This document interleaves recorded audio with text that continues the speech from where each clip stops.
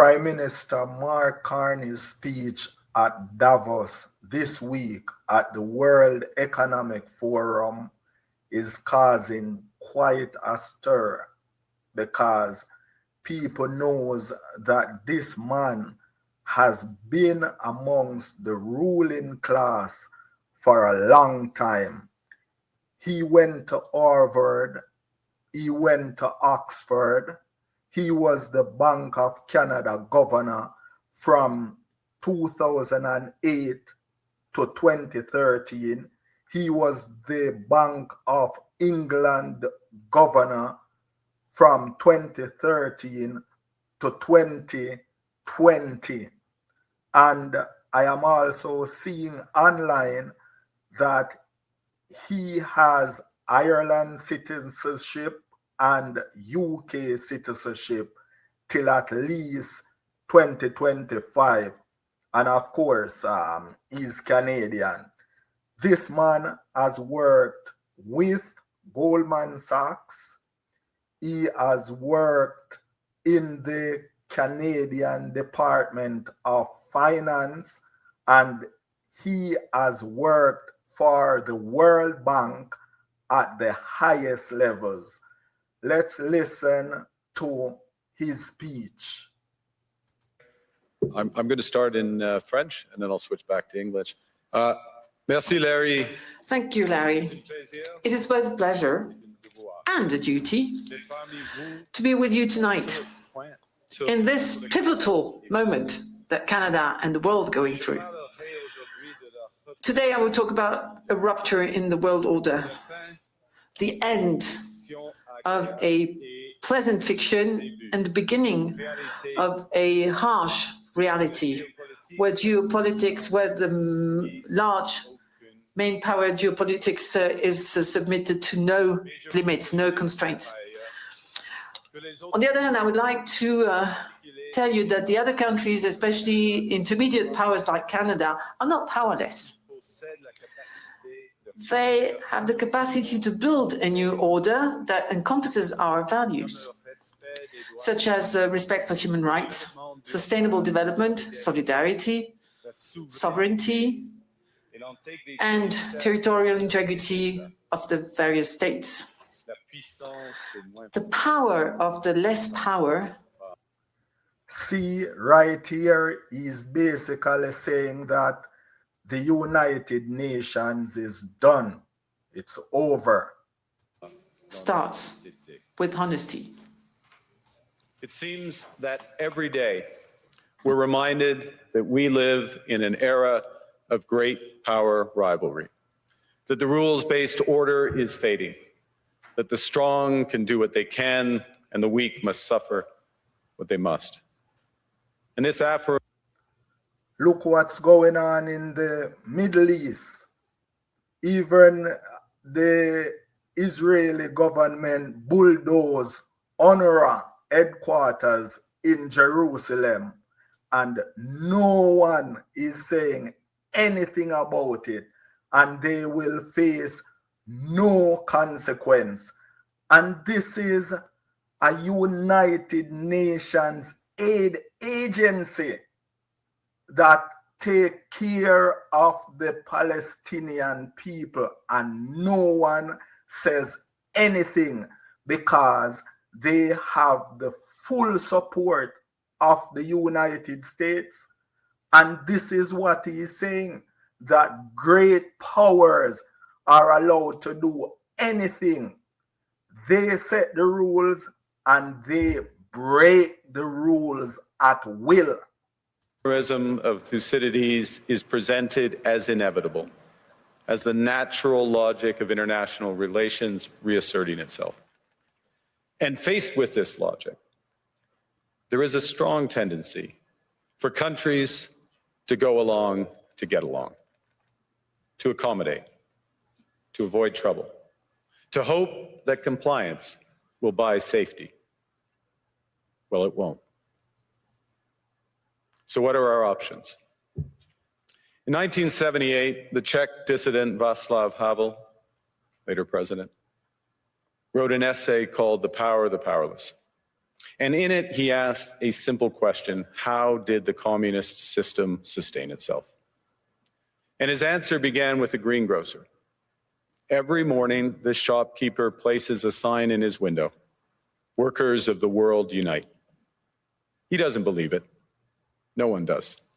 But he places the sign anyway to avoid trouble, to signal compliance, to get along. And because every shopkeeper on every street does the same, the system persists. Not through violence alone, but through the participation of ordinary people in rituals they privately know to be false. Everything is a lie. This thing about rule-based order, it's a lie. And Prime Minister Mark Carney, he knows it and is telling it. All these little countries go along with it just because they don't want to get in trouble from the big countries, namely the United States. Look at this criminal court that they have in The Hague. It's mostly African leaders that are prosecuted there. Not to say they don't deserve it, but big countries are doing wrongs too, and they are never brought to The Hague. This is what he is talking about. Havel called this living within a lie. The system's power comes not from its truth, but from everyone's willingness to perform as if it were true. And its fragility comes from the same source. When even one person stops performing, when the greengrocer removes his sign, the illusion begins to crack. Friends, it is time for companies and countries to take their signs down. For decades. And look, they all agree with him, but they are scared to talk. At least Mark Carney has the courage to talk. And listen, not to say that being Prime Minister of Canada is not a great honor for this man, but he's basically bigger than that. Right? He was the Bank of England's governor. He was the Bank of Canada's governor. He worked for the World Bank at the highest level. He worked for Goldman Sachs. So this man, people gotta listen, and he's telling it. He's telling that everything is a lie. For decades, countries like Canada prospered under what we called the rules-based international order. We joined its institutions, we praised its principles, we benefited from its predictability. And because of that, we could pursue values-based foreign policies under its protection. We knew the story of the international rules-based order was partially false, that the strongest would exempt themselves when convenient, that trade rules were enforced asymmetrically. And we knew that international law applied with varying rigor depending on the identity of the accused or the victim. This fiction was useful. An American... Jeez! Oh my gosh. You see, before they used to tell us, oh, the Russians are coming, the Russians are coming. Oh, China is coming, China is coming. But you know what? Now the Americans are coming. That's what's going on. Now people have to be looking for the United States. They are the ones that we have to look for now. They are the dangerous ones. Hegemony in particular helped provide public goods, open sea lanes, a stable financial system, collective security, and support for frameworks for resolving disputes. So we placed the sign in the window. We participated in the rituals. And we largely avoided calling out the gaps between rhetoric and reality. This bargain no longer works. All a lie. All a lie, and they willingly went along with it. That is what he's saying, knowing that it was a lie. Knowing that it was a lie. Jeez. Let me be direct. We are in the midst of a rupture, not a transition. Over the past 2 decades, a series of crises in finance, health, energy, and geopolitics have laid bare the risks of extreme global integration. But more recently, great powers have begun using economic integration as weapons. Tariffs as leverage, financial infrastructure as coercion, supply chains as vulnerabilities to be exploited. You cannot live within the lie of mutual benefit through integration when integration becomes the source of your subordination. The multilateral institutions on which the middle powers have relied, the WTO, the UN, the COP, the architecture, the very architecture of collective problem solving are under threat. And as a result, many countries are drawing the same conclusions, that they must develop greater strategic autonomy in energy, food, critical minerals, in finance and supply chains. BRICS. People, he's referring to BRICS. Brazil, Russia, India, China, South Africa. Canada has to now be looking at BRICS, thinking that they should add another C to BRICS. Right now, it is BRICS. They are thinking now, let's change it to BRICCS. Right? Because we're not going to stop trading with the United States. Canada does over $1 trillion every year with the United States. We are so very integrated in their economy. We are not looking away from the United States, but we have to diversify. That's what he is saying. We have to diversify. That way, when we go to the table to have these North American trade talks, we are not so weak. And that's the point. And this impulse is understandable. A country that can't feed itself, fuel itself, or defend itself has few options. When the rules no longer protect you, you must protect yourself. But let's be clear-eyed about where this leads. A world of fortresses will be poorer, more fragile, and less sustainable. And there's another truth. If great powers abandon even the pretense of rules and values for the unhindered pursuit of their power and interests, the gains from transactionalism will become harder to replicate. Hegemons cannot continually monetize their relationships. Allies will diversify to hedge against uncertainty. They'll buy insurance, increase options in order to rebuild sovereignty. Sovereignty that was once grounded in rules, but will increasingly be anchored in the ability to withstand pressure. This room knows this is classic risk management. Risk management comes at a price. But that cost of strategic autonomy, of sovereignty, can also be shared. Collective investments in resilience are cheaper than everyone building their own fortresses. Shared standards reduce fragmentations. Complementarities are positive sum. And the question for middle powers like Canada is not whether to adapt to the new reality. We must. The question is whether we adapt by simply.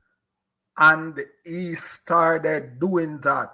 See, the last Canadian Prime Minister to go to China was in 2017, and he went That's almost 9 years ago.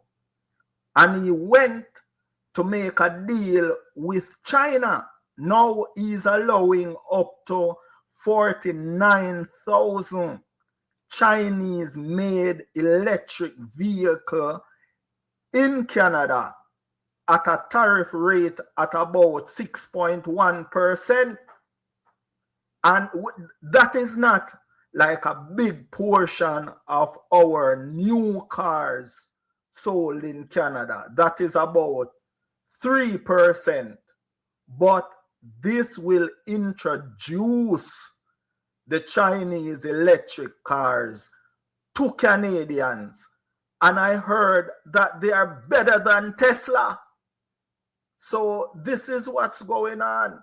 And in turn, China is now willing to take our canola seeds at approximately about across the board at about 15%. This deal is about 4 billion, right? And remember, China has over 1.4 billion people. So this is a big market, right? They are also willing to start taking our crabs, lobsters, peas, and so on at almost no tariff, right? And Canada now is also asking to be a part of the Asia Pacific Economic Corporation, and they want to host it in Canada by 2029. So Canada is looking elsewhere, right? Not to say we're gonna leave the United States, but we have to diversify, right? Canada does about 1.3 trillion in trade with the United States every year. That's about 3.6 billion daily trade with the United States. So we definitely can't leave the United States, but we have to diversify. So the next time we go to these North American trade talks, we have some power. That's what Mark Carney is about. And I think it's a good idea. Building higher walls, or whether we can do something more ambitious. Now, Canada was amongst the first to hear the wake-up call, leading us to fundamentally shift our strategic posture. Very good, very good. Canadians know that our old comfortable assumptions that our geography and alliance memberships automatically conferred prosperity and security, that assumption is no longer valid. And our new approach rests on what Alexander Stubb, the president of Finland, has termed value-based realism. Or to put another way, we aim to be both principled and pragmatic. Yeah, in this, he's saying that whatever trade deals we go into in Asia, Africa, and so on, we're gonna keep our eyes open. You know, we're gonna stick to our principles, you know, democracy, capitalism, multiculturalism, and stuff like that, human rights, and so on and so forth. But we have to diversify our trades. Principled in our commitment to fundamental values, sovereignty, territorial integrity, the prohibition of the use of force except when consistent with the UN Charter, and respect for human rights. And pragmatic in recognizing that progress is often incremental, that interests diverge, that not every partner will share all of our values. So we're engaging broadly, strategically, with open eyes. We actively take on the world as it is, not wait around for a world we wish to be. We are calibrating our relationships so their depth reflects our values. And we're prioritizing broad engagement to maximize our influence. Given the fluidity of the world at the moment, the risks that this poses, and the stakes for what comes next. The UN is in trouble, definitely. No wonder why now they're talking about the Board of Peace and this and that. Because it was all a lie to begin with. And it was all to benefit the great powers, like Mark CARNEY is saying, namely the United States, Russia, and China. That's what it is. And we are no longer just relying on the strength of our values, but also the value of our strength. We are building that strength at home. The middle powers has to unite, right? To have any say, they have to unite. BRICS, now people can see that BRICS was a very good idea. Very good idea. Since my government took office, we have cut taxes on incomes, on capital gains, and business investment. We have removed all federal barriers to interprovincial trade. We are fast-tracking $1 trillion of investments in energy, AI, critical minerals, new trade corridors, and beyond. We're doubling our defense spending by the end of this decade, and we're doing so in ways that build our domestic industries. As they used to say, you cannot keep your eggs in one basket. And this is what he's saying, and he's actually doing it, taking them out. And we are rapidly diversifying abroad. We've agreed a comprehensive strategic partnership with the EU, including joining SAFE, the European Defence Procurement Arrangements. We have signed 12 other trade and security deals on 4 continents in 6 months. Wow, he's moving along. He's going around the world, and that's a good look for Canada. The past few days, we've concluded new strategic partnerships with China and Qatar. We're negotiating free trade pacts with India, ASEAN, Thailand, Philippines, and Mercosur. We're doing something else. To help solve global problems, we're pursuing variable geometry. In other words, different coalitions for different issues based on common values and interests. So on Ukraine, we're a core member of the Coalition of the Willing and one of the largest per capita contributors to its defense and security. On Arctic sovereignty, we stand firmly with Greenland and Denmark. Now you have to wonder, is it worse to have the United States as a friend or an enemy? Which is worse? Unbelievable. And fully support their unique right to determine Greenland's future.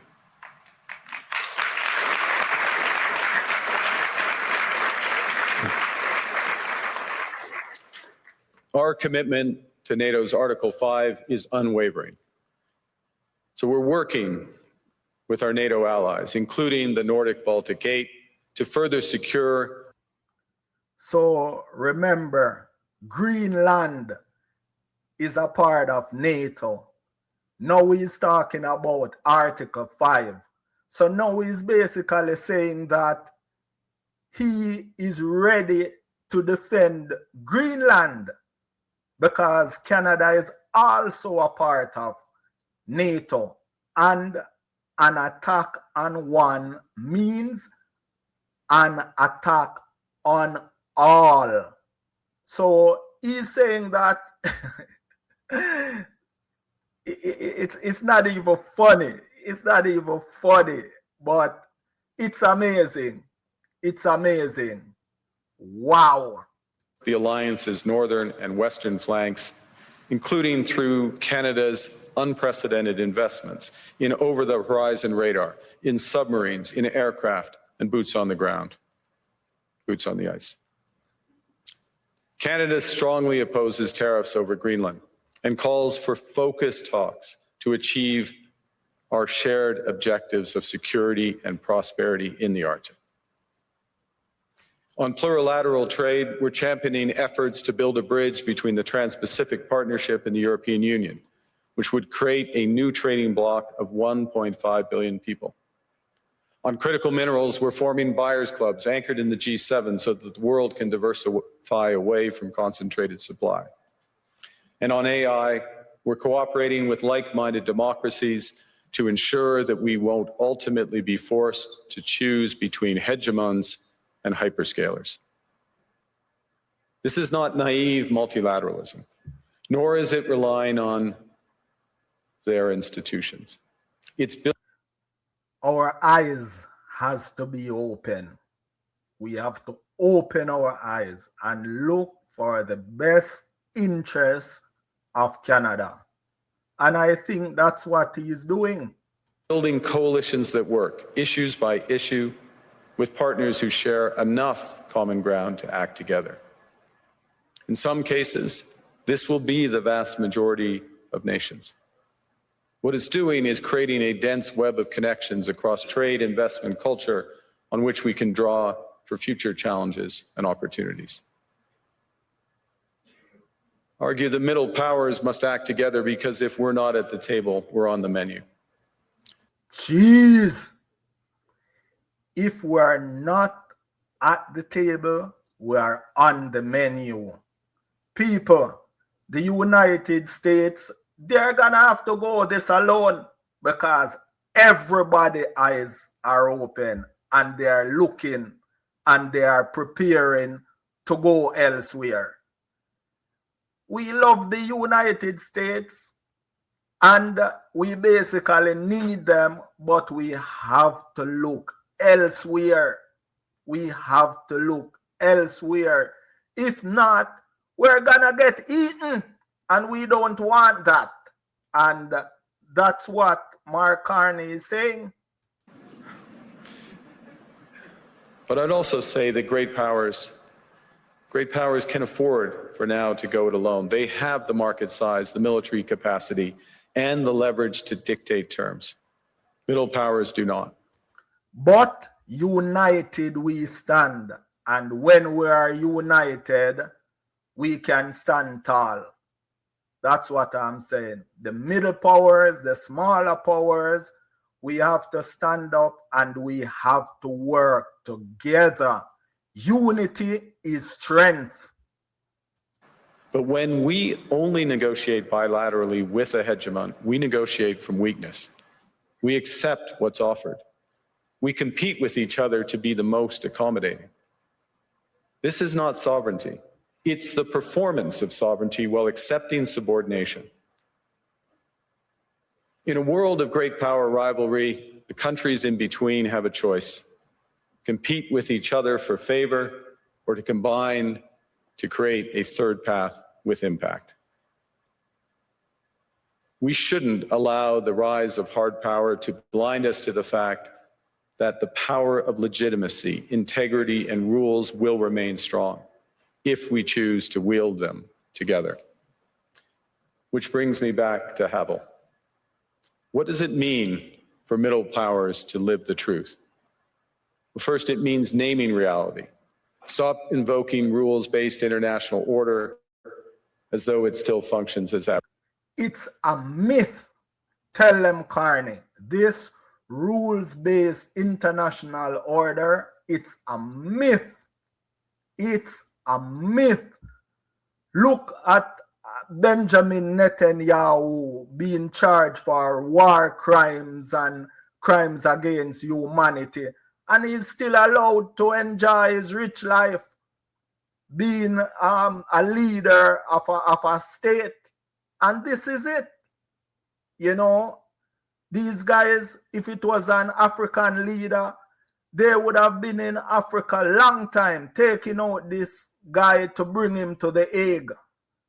But some people get preferential treatment, and this is what Mark CARNEY, Prime Minister of Canada, is talking about here. Advertised.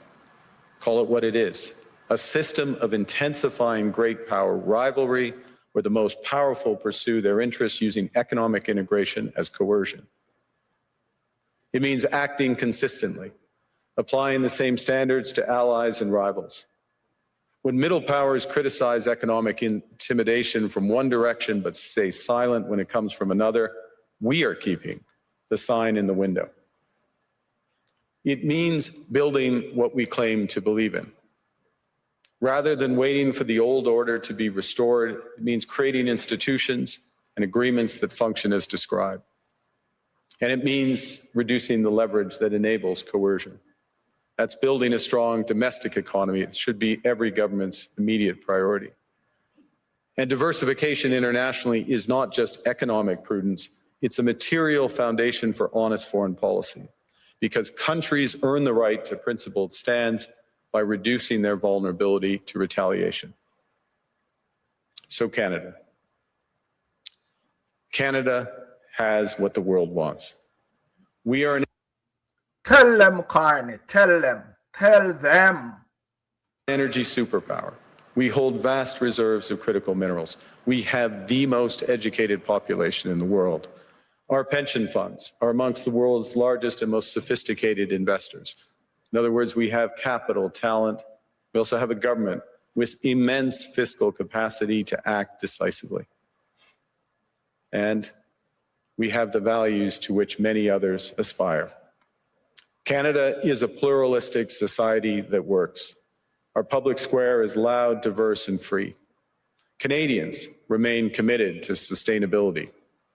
We are a stable and reliable partner in a world that is anything but. A partner that builds and values relationships for the long term. And we have something else. We have a recognition of what's happening and a determination to act accordingly. We understand that this rupture calls for more than adaptation. It calls for honesty about the world as it is. We are taking... And remember, this man, Prime Minister Mark Carney, he knows he has been with the ruling class for decades. He knows what's going on. And I believe him. I believe him. I believe him.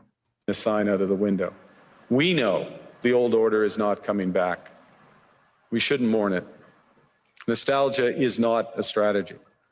We're not gonna mourn it. We're gonna move on and get something better. But we believe that from the fracture, we can build something bigger, better, stronger, more just. This is the task of the middle powers. The countries that have the most to lose from a world of fortresses and the most to gain from genuine cooperation. The powerful have their power. But we have something too. The capacity to stop pretending, to name reality, to build our strength at home, and to act together. That is Canada's path. We choose it openly and confidently, and it is a path wide open to any country willing to take it with us. Thank you very much.